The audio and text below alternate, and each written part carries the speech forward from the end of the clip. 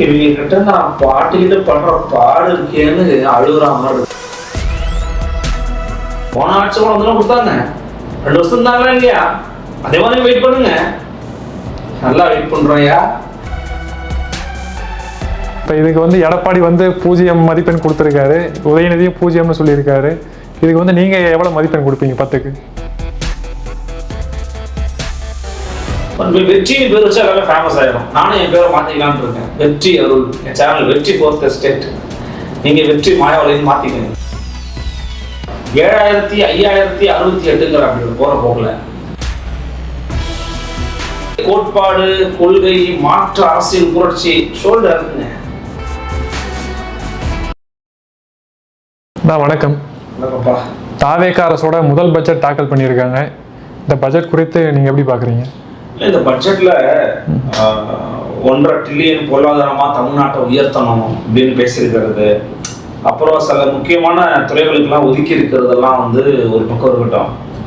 பொதுவாக இந்த பட்ஜெட்ல புதிய நெகிழ வைக்கக்கூடிய அறிவிப்புகள் அப்படின்னு பெருசா எதுவும் அதுக்கு இருக்கிற மாதிரி தெரியல. அது குறிப்பா பார்த்தீங்கன்னா நிறைய விஷயங்கள்ல வந்து பழைய ஆட்சியாளர்களுடைய திட்டங்களையே மீண்டும் மீட்டுருவாக்கம் பண்ணது போலதான் இருந்துச்சு. இப்போ மடிகணிங்கிறது ஏற்கனவே இருக்கிற திட்டம் தான், அதை நீங்க மேலும் செழுமைப்படுத்துறீங்க.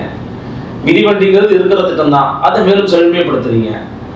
ஆடு கொடுக்கறது அப்படிங்கறத அம்மையார் ஜெயலலிதா அவர்கள் கொண்டு வந்திருந்தாங்க, அதை நீங்க கொஞ்சம் செழுமைப்படுத்திருக்கிறீங்க.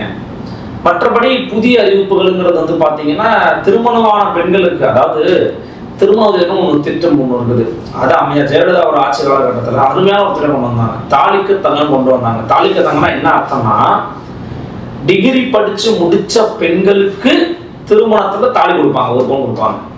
அது ஏன் அந்த அம்மா டிகிரி படிச்சு வச்சாங்கன்னா, தாலிக்கு தங்கம் வாங்கினா நீ படின்னு சொன்னாங்க பல வீட்டுல. உங்களுக்கு புரியுதா? அதனுடைய பலன் என்னன்னா, ஒரு பெண் ஒரு வீட்டுல கல்வியை முழுமையா முடிச்சாங்க. 3 ஆண்டுகள் 4 ஆண்டுகள் முழுமையா கல்வியை முடிச்சு அதன் மூலமா நமக்கு ஒரு பவுன் நகை கிடைக்குமா, படிமான்னு சொல்ல எவ்வளவோ பெருமக்கள் நமக்கு தெரியும். நான் பார்த்துருக்கேன். இந்த ஆடெல்லாம் கொடுக்குறாங்கல்ல, அன்றைய காலத்தில் நம்ம ஜெயலலிதா அவர் கொடுக்கும்போது ஆடு கொடுத்து பல குடும்பங்கள் ஆடு குட்டி அந்த குட்டின்னு குட்டி கட்டி குட்டி போட்டு தன் வாழ்க்கையை உயர்த்தணும். நிறைய பேர் நான் சொந்த கால நிற்பாங்க ஒரு அம்மா கிராமங்கள்ல. அதைத்தான் வேறு வடிவத்துல நாம் தமிழர் வச்சு பல மேடைகள்ல சொன்னாங்க, விவசாயத்தை அரசு பணியா மாத்துவேன். அது அவங்களுடைய பெரும் பார்வை, அது ஒரு பருந்து பார்வை, அதுக்குள்ள நுணுக்கங்கள் இருக்கலாம். ஆடு மாடு வளர்த்துற நான் வந்து ஊக்குவிப்பெல்லாம் சொன்னாங்க. ஆனா அப்ப என்ன சொல்லிட்டாங்க, ஆடு மாடு வளர்க்க விடுறாரு, படிச்சுட்டு ஆடு மாடு மேய விடுறாருன்னு சொன்னாங்க. இப்ப எதுக்கு ஆடு கொடுக்குறாங்கன்னு தெரியல இந்த அரசாங்கம்.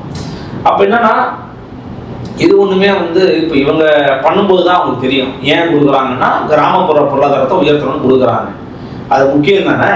அதுல தானே பால் வருது, பால்ல தானே நெய் வருது, வெண்ணெய் வருது, எல்லாமே எடுத்து சாப்பிட்டுட்டு இருக்கோம் நம்ம. அப்ப அது மாதிரி விஷயங்களுக்கு இவங்க வந்து ஒதுக்கி இருக்கிறாங்க. இது எல்லாமே எக்ஸிஸ்டிங் ஸ்கீம்ஸ் தான். முக்கியமா வேலை வாய்ப்பு பெருக்கத்துக்கான எந்த விதமான ஒரு அறிவிப்புகளும் பெருசா வந்து இந்த பட்ஜெட்ல வந்து தென்படலை. அது ஒரு முக்கியமான ஒரு விஷயம். நான் சொன்ன பார்த்தீங்களா, அதே மாதிரி குடும்ப நல திட்டங்கள்ல வந்து பார்த்தீங்கன்னா அரசு மருத்துவமனைகளில் பிறக்கக்கூடிய குழந்தைகளுக்கு தங்க மோதிரம் கொடுக்குறதுங்கிறார். அதான் தாய்மாமன் சீர் நினைக்கிறேன். தங்க மோதிரம் கொடுக்குறீங்கல்ல, அரசு மருத்துவமனைகள் கொடுத்தா தரமா இருக்குதா, தங்க மாதிரி இருக்குதா? அதுக்கு என்ன நிதி ஒதுக்கி இருக்கிறீங்க? இன்வெஸ்ட்மெண்ட்ஸுக்கு என்ன நிதி ஒதுக்கி இருக்கிறீங்க? சரி, நீங்க என்ன சொல்றீங்கன்னா, இந்த டெண்டர் ஒதுக்கீடுல வந்து நாங்கள் சில விஷயங்கள் எல்லாம் மாற்றி இருக்கிறோம்னு சொல்றீங்க, அதனால வருவாய் பெருக்கம் ஏற்படும். எவ்வளவு வருவாய் பெருக்கம் ஏற்படும்? Where is the data points? அதெல்லாம் இந்த பட்ஜெட்ல நமக்கு வந்து வெளிப்படைத்தன்மையோட இல்லாதது வந்து ஒரு ஒரு மைனஸ் பாயிண்ட் நம்ம சொல்லலாம். அதே போல இன்னொரு விஷயம், கல்வித்துறைக்கு ஒதுக்கியிருந்தாங்க இல்லையா, கல்வித்துறைக்கு வந்து 44,527 கோடி ஒதுக்கி இருக்கிறாங்க. இது ஒரு நல்ல விஷயம் தான். ஆனால் ஒப்பீட்டு பார்க்கும்போது போன ஆண்டோட குறைவுன்னு சொல்றாங்க. அது சின்ன ஒரு டேட்டா இருக்கு. என்னன்னா, இது பட்ஜெட் எஸ்டிமேஷன் தான், ரிவைஸ்டு பட்ஜெட் கிடையாது. இப்போ பட்ஜெட் எஸ்டிமேஷன் போன ஆண்டு வந்து இதோட கம்மியா இருந்திருக்குது. ஒரு ஆண்டு முழுமையா அவங்க ஒட்டுமொத்தமா ஒதுக்கி முடித்த தொகை தான் இந்த 44,000 விட கூடுதலா இருக்குதுன்னு சொல்லி தாவேக்காரங்க வந்து அதை வந்து ஜஸ்டிஃபை பண்றாங்க. ஸோ அது வந்து ஒரு கிளாரிட்டி எப்போ கிடைக்கணும், நம்ம கையில முழுசா பட்ஜெட் பவுண்டு கிடைச்சா நமக்கு தெரியும். ஸோ அதில் ஒரு கிளாரிட்டி நமக்கு தேவை. அதே போல சாலை உள்கட்டமைப்பு முதலீடும் போன ஆண்டை விட இந்த ஆண்டு வந்து அதிகமாக தான் வந்து செலவு பண்ணியிருக்கிறாங்க. குறிப்பா இந்த ஆட்சியில இவங்க வந்து எதுக்கு முக்கியத்துவம் கொடுத்துருக்காங்கன்னு வச்சுக்கோங்களேன், ஏஐக்கு முக்கியத்துவம் கொடுத்துருக்காங்க. நம்ம 2031 ஆமா 5000 பேருக்கு ஏஐ வந்து தொழில்நுட்பத்தை கொஞ்சம் வளர்க்கணும், டிஜிட்டல் மூலமா வளர்க்கணும்னு கொடுத்துருக்காங்க. பட் அதுக்கெல்லாம் தெளிவான ஒரு ரூட் மேப் இல்லை. பொதுவா சொல்றதா மாதிரிதான் இருக்குது. ரூட் மேப் என்னவா இருக்குது இந்த அரசாங்கத்துக்கு அப்படிங்கிறது நமக்கு வந்து தெரியல. சமூக நல திட்டங்கள் வந்து சொல்லியிருக்கிறாங்க. வழக்கம் போலதான் நீண்ட கால திட்டங்கிறது $1.5 ட்ரில்லியன் அப்படிங்கிறது தான். ஆனா அது என்ன பண்ணுவாங்க அப்படிங்கிறது தெரியாது. ரொம்ப முக்கியமான விஷயம், இந்த ஆட்சியில இந்த அரசு சித்திக் ஐஏஎஸ் கூட சொல்லியிருக்கிறாரு, கடன் என்பது வருங்காலங்களில் குறையாது, அதிகரிக்கத்தான் செய்யும். அடுத்த 50 வருஷத்துக்கு கடன் வாங்கதான் அதிகரிக்கத்தாங்க செய்யும். நீங்க என்ன சொன்னீங்க ஆட்சிக்கு வரும்போது? கடனா வாங்கி குவிச்சிருக்கீங்க, கடனை வாங்கத்தாயா செய்யும். இப்ப நீங்க மட்டும் கடன் வாங்காம ஆட்சி நடத்துவீங்களா? ஆட்சி நடத்த கடன் வாங்காம ஆட்சி நடத்த முடியுமா? கடன் வாங்குவது என்பது இயல்பானதுங்க. ஒரு அரசாங்கத்துக்கு கடன் வாங்குறது இயல்பானது. 13.5 லட்சம் கோடி இப்ப கடன் தான் இருக்கும். சரி, அவர்களுடைய ஆட்சி முடிவுல அது 10 லட்சம் கோடியா மாறுமா? இல்ல 12 லட்சம் கோடியா மாறுமா? முடியுமா உங்களால? முடியாதுன்னு உங்க நிதித்துறை செயலர் தான் சொல்றாரு, சித்திகேகன் சொல்றாரு. அப்போ கடன் என்பது என்ன என்பதை பற்றிய புரிதல் இந்த தாவேக அரசுக்கு, தாவேக கட்சிக்கு முதல்ல இல்லைங்கிறது தெரிஞ்சு போச்சு. ஏன்னா அதை சொல்லிட்டே தானே இருந்தீங்க நீங்க. ஈஸியா ஒருத்தர் மைண்ட்ல போயிட்டு நீங்க ரோட்ல இருக்கிற சாதாரணமா ஒரு பூ கடை இருக்கிற அக்கா, இல்லை ஒரு பரோட்டா போடுறாங்க, நார்மலாக இருக்கிற ஒரு யார்ட்டா போயிட்டு கடந்து கூட வாங்கி வச்சுருவாங்க. பூசு பசங்க என்னங்க ஆட்சி நடத்துவாங்க போங்கன்றவாங்க.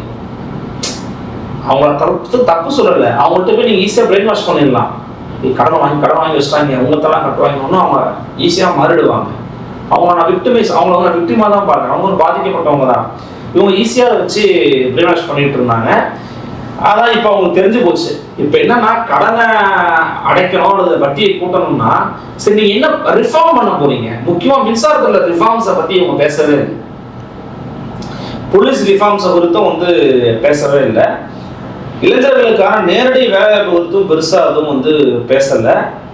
அதிக செலவினங்கள் மாநிலத்தின் கடன் மற்றும் நிதி பற்றாக்குறையை எவ்வாறு பாதிக்கும் அப்படிங்கிறது ரொம்ப ஒரு முக்கியமான கேள்வி. ஆனா அது குறித்து இவங்க எதுவுமே பேசல. ஸோ நிதி ஒழுங்கு, தொழில் மற்றும் உற்பத்தி, வேலை வாய்ப்பு, வருவாய் உருவாக்கம், இதெல்லாம் வந்து இந்த அரசாங்கம் விடுபட்டு மிஸ் பண்ணியிருக்கிற ஒரு விஷயமா நான் பார்க்குறேன். நலத்திட்டங்கள் அதிகமாக கொடுக்கறதுனால பிளஸ் அப்படின்னா மைனஸ் தான் அரசாங்கத்துக்கு. சரி, மைனஸ் இருக்கு, அது எப்படி நீங்க நிவர்த்தி பண்ண போறீங்க? How you rectify those things அப்படிங்கிறத பத்தி நீங்க சொல்லணும். அதை பத்தி இதுல வந்து பெருசா இல்லை. ஸோ இந்த அரசாங்கம் வந்து இந்த பட்ஜெட் அப்படிங்கிறது வந்து வளர்ச்சியை மையமா வச்சிருக்குதா அல்லது வாக்குறுதி நிறைவேற்றணுங்கிற நோக்கத்தோட இருக்குதான்னு பாத்தீங்கன்னா வளர்ச்சியை மையமா வச்சதா இல்ல. இதை வச்சுட்டு வாக்குறுதி நிறைவேற்றவும் முடியாது. மகளிருக்கு 2500 எந்த அறிவிப்பும் இல்லை. 2020 கொடுக்கணும், ஏன் அதை பத்தின அறிவிப்பே வரல? அதான் செங்கோட்டையன் அருமையா சொல்றாரு. நீங்க கேட்டீங்களா? போன ஆட்சி கூட வந்து கொடுத்தாங்க, 2 வருஷம் இருந்தாங்களா இல்லையா? அதே மாதிரி வெயிட் பண்ணுங்க, நல்லா வெயிட் பண்றோம்யா. இந்த மாதிரி நீங்க மேடைகள்ல பேசுகிற போது திமுக எப்படி 2 ஆண்டுகள் கழித்து கொடுத்ததோ அதே போல தாவேகாவும் 2 ஆண்டுகள் கழித்து கொடுக்கும் அப்படின்னு பேசிருந்தீங்கன்னா அப்பவே மக்கள் முகத்துல கரியலி பூசிருப்பாங்க. அப்பெல்லாம் மேடைக்கு மேடை, வீதிக்கு வீதி, ஊருக்கு ஊரு 2500 உறுதின்னு பேசி போட்டு மக்கள் 2500 ஓட்டு போடணும்னு வச்சுங்களேன். மக்களும் அதுக்காக ஓட்டு போடல. அதனாலதான் மக்கள் அதை பத்தி பெருசா கேட்கல. போன ஆட்சியில் ஒரு 1000 ரூபாய் 1000 கேட்டுட்டே இருந்தாங்க நிறைய மக்கள். யாரும் பெருசா கேட்கல. மக்கள் வந்து காசுக்காக ஓட்டு போடல, காசு வாங்கியே மாற்றிதான் ஓட்டு போட்டுருக்காங்கன்றாங்க படங்கள்ல. அதை பத்தி நம்ம எது கவலைப்பட்டுக்கிட்டு 2000 ரூபாய் கொடுக்காம தான் நல்லது. நமக்குலாம் காசெல்லாம் கொடுக்க கூடாதுங்க. பெண்களுக்கு, ஆண்களுக்கு, இவங்களுக்குலாம் இப்ப நீங்க காசு கொடுத்து என்ன பண்ண போறீங்க? சொந்த காலம் அவங்க நிற்பாங்க. அவங்களுக்கு தேவையானது என்ன தெரியுமா? 3 விஷயம் தேவை. சரியான தரமான உயர்தர இலவச கல்வி தேவை. அதை பண்ணமா நம்ம இந்த ஆட்சியில இப்ப வரைக்கும் பண்ணல. சரியான தரமான உயர்தரமான இலவச மருத்துவ வசதி தேவை. அதை பண்ணியிருக்கா? இல்ல. நான் படித்த கல்விக்கேற்ற சுயமரியாதையுடைய வேலை வாய்ப்பை உருவாக்கக்கூடிய தேவை. இது மூணுத்தையும் ஒரு அரசு எப்போ உருவாக்குதோ அன்னைக்குதான் அது சுயசார்புடைய தற்சார்புடைய ஒரு நாடாக மிளரும், உயரும், வாழும். இல்லைன்னா ரொம்ப கஷ்டம். அதை நோக்கின பயணத்துல தான் இந்த திட்டத்தில் இருக்கான்னு பார்த்தீங்கன்னா ஒண்ணுமே கிடையாது. அதை நோக்கி எதுவும் இல்லை. மற்றபடி வழக்கமான கல்விக்கு நிதி உயர்வு, மற்ற வருஷம் நிதி உயர்வுலாம் பண்றாங்க, ரைட்டு. அதை எதுல போய் இன்வெஸ்ட் பண்ண போறீங்க, அதெல்லாம் முக்கியம் இல்லை, அதெல்லாம் பெருசா தெரியல. இதுல இன்னொரு விஷயம் என்ன பார்க்கணும்னா, அமைச்சருக்கு வந்து சரியா தமிழே படிக்க தெரியல, ரொம்ப பிழையா படிக்கிறார் அப்படின்ட்டு திமுக தரப்புல இருந்து சொல்றாங்க. ஆமா, கலாய்க்கிறாங்க. என்னன்னா தமிழ் சரியா படிக்கணும்னா எனக்கும் அது ரொம்ப உண்டு. இவங்க போன ஆட்சியில் சரியா படிச்சாரு, அங்கந்த சரியா முன்னாடி அண்ணா ஐயா பிடிஆர் தியாகராஜன் இருந்தாரு, அவர் சரியா படிச்சாரா? அவரும் சரியா படிக்கல, இவரும் சரியா படிக்கல, நிறைய பிழைகள் பண்றாரு. அது பார்க்க நமக்கு தமிழ்தாய் வந்து இவங்க கிட்ட நான் பாட்டுக்கிட்ட பண்ற பாடு இருக்கேன்னு அழுகுற மாதிரி இருக்கு. நமக்கு வரணும் ஒரு பதிவு போட்டு பார்த்தேன். என்னன்னா தமிழ் வந்து சரியா படிக்கணும்ன்ற ஒரு உத்வேகமாக இருக்கணும். ரொம்ப தொய்வா இருக்கிறாரு நிதியமைச்சர், ரொம்ப தொய்வா இருக்கிறாரு. உத்வேகமே இல்லாத மாதிரி இருக்குது. அதெல்லாம் ரொம்ப நம்மளால சகிச்சுக்க முடியல, ஏத்துக்க முடியல. இதெல்லாம் என்ன பண்றது, ஒன்றும் பண்ண முடியாது. எதிர்கட்சி தலைவரோ முதலமைச்சர் யாரா இருந்தாலும் பேப்பரை பார்த்து தான் படிக்கிறாங்க. பேப்பர் பார்த்து படிங்க, நான் வேணாம்னு சொல்லலை. கொஞ்சம் பிழைகள் இருந்தா பரவாயில்ல. 7568 அப்படி போற போகல அதெல்லாம் அவங்க தவிர்த்திருக்கலாம். ஆனா அது ஒண்ணு மட்டுமே பெரிய பிழை நான் சொல்ல விரும்பல. நமக்கு தேவை வந்து பேப்பர்ல என்ன இருக்கோ இல்லையோ, நீ என்ன செயல்படுத்த போற, ஆட்சி முறை எப்படி இருக்கு. முதலமைச்சரே வாயில இருந்து பேச மாட்டாரு, நீங்க நிதியமைச்சர் பேசுறதுன்னு குறைச்சுட்டு தான் எப்படி இவராது பேசுறாரு மகிழ்ச்சி அடைவீங்க. நம்ம அப்படிதான் பார்க்கணும். இதை இந்த ஆண்டும் கடன் வந்து 1,00,000 கோடிக்கு மேல வாங்கியிருக்காங்க. அதை பத்தி நீங்க எப்படி பாக்குறீங்க? இல்ல, இதுதான் உண்மை. இப்பதான் தாவேகாவுக்கு புரியுது உண்மையான அரசியல்னா என்ன, உண்மையான அரசு நிர்வாகம்னா என்ன, உண்மையான நிதி நிர்வாகம்னா என்னங்கிறது இன்றைக்கு தான் தாவேகா அரசுக்கே புரிகிறது. இதுக்கு காரணமா நீங்க சொல்லலாம் சென்ற ஆண்டு கால முந்தைய ஆட்சி காலகட்டத்தோட நீட்சிலாம் சொல்லலாம், ரைட்டு தான். ஆனாலும் கடனே வாங்காம நீங்க ஆட்சி நடத்த முடியாதுங்கிற சொல்ல நீங்க புரிஞ்சுக்கணுமா இல்லையா? அவங்க ஜஸ்டிஃபை பண்ணிடுவாங்க. நம்ம தான் அதை பத்தி பேசிக்கிட்டு இருக்கோம். நம்ம ஜஸ்டிஃபை பண்ணுவாங்க, நாங்க கடன் வாங்க யார்த்தமா காரணம் திமுக அதிமுக தான்.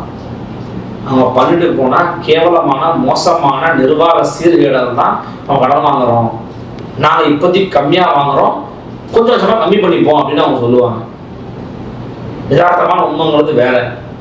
இன்னொன்று, போன ஆட்சியில் கடன் வாங்கினாங்கன்னா அது எதெல்லாம் செலவு பண்ணியிருக்கிறாங்கிறத நீங்க இருந்து டேட்டா சொல்லணும். சொல்லுங்க, ஒவ்வொன்றா சொல்லுங்க. இன்வெஸ்ட்மெண்ட் பத்தி பெரிய அறிவிப்புகள் எதுவும் இல்லைங்க. இன்வெஸ்ட்மெண்ட் பத்தி எதுவும் பெரிய அறிவிப்புகள் இல்லை. ஓகேவா? பத்திரிகையாளர்கள் நல்லா அறிவிப்பு இருக்குது. 2 லட்ச ரூபாய் உயர்த்திருக்கிறாங்க, எங்களுக்கான இந்த இதெல்லாம் உயர்த்திருக்கிறாங்க. சேர்த்துக்கிட்டு மாட்டேங்கிறாங்கிறது வேற கதை. பொதுவாக சொல்றேன், அது மாதிரி சில விஷயங்களை பண்ணியிருக்கிறாங்க. மற்றபடி இன்னும் இந்த பவுண்டர் ஸ்கிரிப்ட் ஃபுல்லாக வரணும். அது இன்னைக்கு ஈவினிங் 6 to 7 கூட தான் வரும். வரும்போது தான் இன்னும் கிளியரா நம்ம பற்றி பேச முடியும். இப்போ உதயநிதி ஸ்டாலின் என்ன சொல்றாருன்னா, எங்களோட திட்டத்தை பேரை தான் அவர் மாற்றி வச்சுக்கிட்டு பண்ணியிருக்காரு, இதுதான் அவர் சொன்ன மாற்றமா அப்படின்னு கேள்வி கேட்டிருக்காரு. இல்ல, அவங்களை பொறுத்தவரை அவங்க பேர் வச்சிருக்கிறாங்க. இது வந்து நிதிநிலை அறிக்கையில பெயர் மாற்ற அறிக்கைன்னு பேர் வச்சிருக்கிறாங்க திமுககாரங்க. அது ஒரு வகையில பார்ஷியலா ட்ரூ தான். நிறைய திட்டங்களுக்கு அவங்க பேரை மாத்தி இருக்கிறாங்க. இப்போ நான் முதல்வன் அப்படின்னு திட்டம் இருந்துச்சு, அதுக்கு பேரை மாத்திட்டாங்க. மகளிர் விடியல் பயணம் இருந்துச்சு, விடியல் தூக்கிட்டாங்க. அப்ப அதுல என்ன அவங்களுக்கு ஒரு இதுன்னு தெரியல. சரி, ஓகே பண்ணட்டும், அவங்க ஆட்சி நம்ம பண்றாங்க, நமக்கு குறை சொல்ல முடியாது. அதே போல தாயுமான திட்டம் ஒரு ஸ்கீம் இருந்துச்சு தம்பி, அதை பேரை மாத்திட்டாங்க. புது விநியோக திட்டம், அது பேர் கொடுக்குறோம்னு சொல்லி மாத்திட்டாங்க. எல்லாமே வந்து வெற்றின்னு தான் ஆரம்பிக்குது திட்டத்துல. வெற்றி வெற்றி வெற்றி வாகை பாட்டு ஞாபகம் இருக்கணும் உங்களுக்கு, அந்த மாதிரி ஞாபகம் வச்சு இருக்கிறாங்க. என்னன்னா விஜய்னா என்ன? வெற்றி. அப்ப வெற்றிங்கிறது விஜய். இவங்க என்ன பண்ணாங்க, ஓப்பனா பேரு தப்பு பண்ணிட்டாங்க. திமுக என்ன பண்ணாங்க, எல்லாத்துலயும் ஸ்டாலின், கருணாநிதி, ஸ்டாலின், கலைஞர் வச்சாங்க. அவங்க பாத்தீங்கல்ல, மறைமுகமா வைக்கிறாரு. விஜய்னா வெற்றி, வெற்றினா விஜய். இப்ப நீங்க போயிட்டு விஜய் இந்த திட்டத்தில் இருக்க முடியுமா? முடியாது. ஆனா வெற்றின்னு வச்சா யாருக்கும் தெரியாது, மறைமுகமா வச்சிருக்கிறாரு. ஆனா ஒரு நல்ல யோசனை தானே. ஆனா என்ன ஒண்ணுன்னா திட்டமும் புதுசா இருக்கணும். பேரை மட்டும் மாத்தி பிரச்சனை இல்லை, ரூட்டை மாத்தணும். உங்களுக்கு புரியுதா நான் சொல்றது? பேரை அப்படியே மாத்தக்கூடாது தம்பி, கண்டென்ட்டையே மாத்தணும். நான் எழுதி வச்சிருப்பேன், நீங்க வந்து தலைப்பு மட்டும் மாத்தி வேற வச்சுன்னா அது என்ன அர்த்தம்? கண்டென்ட்டையே மாத்தணும். அப்படி பெருசா இவங்க மாத்தணுங்கிறது உண்மைதான். உதயநிதியினுடைய பேச்சுல ஒரு பார்ஷலி ட்ரூ இருக்குது. இவங்க ஏன் அதை மாத்தணுங்கிறது நமக்கு தெரியல. ஏன்னா அவங்களுக்கே அதை பத்தின விஷயங்கள் தெரியலன்னு நான் நினைக்கிறேன். புதிய திட்டங்கள் எதுவும் வரல, அது உண்மைதான். ஏன்னா அவங்களால செயல்படுத்த முடியாது. இந்த பட்ஜெட்டே வந்து என்ன சொல்லலாம்னா போன ஆட்சிக்கு இந்த ஆட்சிக்கு நடுவில் தான் இருக்குது இந்த timing. But 2027 maybe we can see the new இது. ஏன்னா இப்போ திமுகலாம் பார்த்தீங்கன்னா எப்போதுமே சென்னைக்கு ரொம்ப முக்கியத்துவம் கொடுப்பாங்க. நியூ ஃப்ளைஓவர்ஸ் அனௌன்ஸ்மெண்ட்ஸ் தான் பெருசாக வரும். இந்த வாட்டி ஃப்ளைஓவர் அனௌன்ஸ்மெண்ட் ஒன்றுமே கிடையாது. பெரிய மேம்பாலம் கொடுத்துல எந்த அறிவிப்பும் கிடையாது. அப்போ என்ன அர்த்தம்னா மேம்பாலம் ஓரளவு கட்டி முடிச்சிட்டாங்கன்னு அர்த்தம். சென்னை கூடலாம் இப்போ முதலமைச்சர் போய் ஆய்வுலாம் பண்ணாரு. ஸ்டாலினுடைய காட்சி காலத்தில் போடப்பட்டுச்சு. அப்போ போட்டு ஸ்டார்ட் பண்ணது நடந்துகிட்டு இருக்கு. ஸோ எல்லாமே வந்து பார்த்தீங்கன்னா ஒரு இப்போ பார்ப்பீங்கன்னா நீங்கள் இந்த மவுண்ட் ரோடில் அண்ணா சாலை டு இந்த தேனாம்பேட்டை வரைக்கும் ஜாயின் பண்ணதில்ல, அந்த அந்த மேம்பாலம்லாம் இப்போ இட்ஸ் ரெடி டு இதுதான் திறக்கிறது. ஆமாம், இன்னும் கொஞ்ச நாள்ல சரி பண்ணிடுவாங்க. ஸோ அதெல்லாம் எப்படியே பண்ணிட்டாங்க. ஸோ இவங்களுக்கு புதுசாக எதுவும் பண்ணுறதுக்கு இல்லையோ என்னவோ தெரியல. தண்ணி குறித்து பெரிய அறிவிப்புகள் இல்லை. தண்ணீர் குறித்து அது தண்ணீரை வந்து பெரிய ஒரு வணிகமாக காற்று வணிகமாக மாறி இருக்குது. அது ஒரு பெருசான ஒரு அறிவிப்புகள் இல்லாமல் இருக்குது. மற்ற விஷயங்களும் நம்ம டெப்த்தாக பார்க்கணும். ஃபுல் பவுண்டு வந்துடும். வந்தவரை நம்ம இன்னொரு வீடியோ நம்ம டீட்டெயிலாக பேசலாம். சரி, நான் கடந்த காலத்தில் தாக்கல் பண்ண பட்ஜெட்டுக்கும் இந்த பட்ஜெட்டுக்கும் நீங்கள் என்ன மாற்றத்தை பார்க்குறீங்க? ஒரு மாற்றமும் இல்லை. போன வாட்டி என்னென்ன விஷயங்களுக்கு என்னென்ன ஒதுக்கினாங்களோ அதோட சற்று கூடுதலாக ஒதுக்கியிருக்காங்க. கூடுதலாக ஒதுக்கினா தானே நீங்கள் பண்ணவே முடியும். அப்போ தானே நீங்கள் உங்கள் பேரையே காமிச்சுக்க முடியும். கூடுதலாக ஒதுக்கி இருக்கிறாங்க. மற்றபடி பெயர் மாற்றம் ரொம்ப ஒரு முகாமையான ஒரு விஷயமா இருக்குது. பெயர் மாற்றத்தை தாண்டி நம்ம என்ன கேட்குறோம்னா உண்மையான கண்டென்ட் மாற்றம் இருக்கணும். கண்டென்ட் மாற்றம் பெருசாக இல்லை. அதே தான் இலவச லேப்டாப். அங்கே வந்து இந்த மடிக்கணும், இங்கே வெற்றி மடிக்கணும். இங்கே நார்மல் சைக்கிள், இங்கே வெற்றி சைக்கிள். இங்கே நார்மல் சாப்பாடு, வெற்றி சாப்பாடு, அவ்வளோதான். சரி, இதுக்கு வந்து வெற்றி டுட்டோரியல் ஒன்று இருக்குது. நண்பர்கள்லாம் படிச்சிருப்பாங்க, வெற்றி டுட்டோரியல் அப்படின்னு. வெற்றி பேர் வச்சா எல்லாமே ஃபேமஸ் ஆயிடும். நானும் என் பேரை மாற்றிக்கலான்னு இருக்கேன். வெற்றி அருள், என் சேனல் வெற்றி 4th எஸ்டேட். நீங்கள் வெற்றி மாயாவளின்னு மாற்றிக்கங்க. இப்போ இதுக்கு வந்து எடப்பாடி வந்து 0 மதிப்பெண் கொடுத்துருக்காரு, உதயநிதியும் 0ன்னு சொல்லியிருக்காரு. இதுக்கு வந்து நீங்கள் எவ்வளோ மதிப்பெண் கொடுப்பீங்க? 10க்கு 0 கொடுக்க முடியாதுங்க. 0 மதிப்பெண்ன்றது அவங்க எதிர்கட்சிகள்லாம் சொல்லுவாங்க. எக்ஸிஸ்டிங்காக இருக்கிற ஸ்கீம்ஸை கண்டினியூ பண்ணுறாங்கன்னா இவங்கள்ட்ட புதிய அறிவிப்புகள் இல்லைன்னு வச்சுக்கோங்களேன். அதான் நான் ஒரு ஜேர்னலிஸ்டாக தான் சொல்ல முடியும். எக்கனாமிஸ்ட்லாம் கிடையாது. ஸோ மதிப்பெண் போட எனக்கு விருப்பம் இல்லை. ஆனால் எதிர்கட்சிகள் அவங்க வேலையாக தான் பாவம். 0ன்றதை அவங்க சொல்லுவாங்க. இப்போ 10க்கு 10 நான் சொல்லுவேன் எடப்பாடி பழனிசாமி இல்லை உதயநிதி சொல்லி எத்தனை கைது உள்ள போட்டு கூட்டு வராங்க. 10க்கு மார்க் கொடுப்பாரா? 1 மார்க் கூட கொடுக்க மாட்டாங்க. மைனஸ் தான் இருக்கான்னு பார்ப்பாங்க. மைனஸ் மார்க்லாம் கொடுப்பாங்க. அவங்க 0க்கு கீழே போடல அதெல்லாம் கொடுத்துருக்குறாங்க. நம்ம மார்க்லாம் போட முடியாது. ஆனால் இந்த ஆட்சிக்கு புதிய பரிமாணங்கள் குறித்தான பகுப்பாய்வு இல்லைன்னு தெரியுது. போன ஸ்கீம்ஸ்ல போன ஆர்ட்ஸ்ல என்னெல்லாம் பண்ணாலும் அதெல்லாம் கண்டினியூ பண்ணிருக்கீங்க. புதுசா இருக்குல்ல தம்பி. அப்புறம் திருமணமானவர்களுக்கு 8 கிராம் தங்கம் அதெல்லாம் தரும்னு சொல்லியிருக்காங்க. ஒரு பட்டு புடவை, அதாவது 1 பவுன் தங்க நாணயம் கொடுக்குறாங்க. அதான் நான் உங்கள்கிட்ட சொன்னேன். தாலிக்கு தங்கம்னா அந்த அம்மையார் வச்சிருந்ததை பேரை மாத்தி இருக்கிறாங்க. வெற்றி திருமண உதவி திட்டம். என்ன நான் சொல்றேன், எல்லாம் போன ஆட்சியில கருணாநிதி ஜெயலலிதா மேல கொடுத்ததுதான். அதை அப்படியே பேரை மாத்தினா திமுக அதிமுகவின் கடமை தானே தம்பி தாவேக்கா.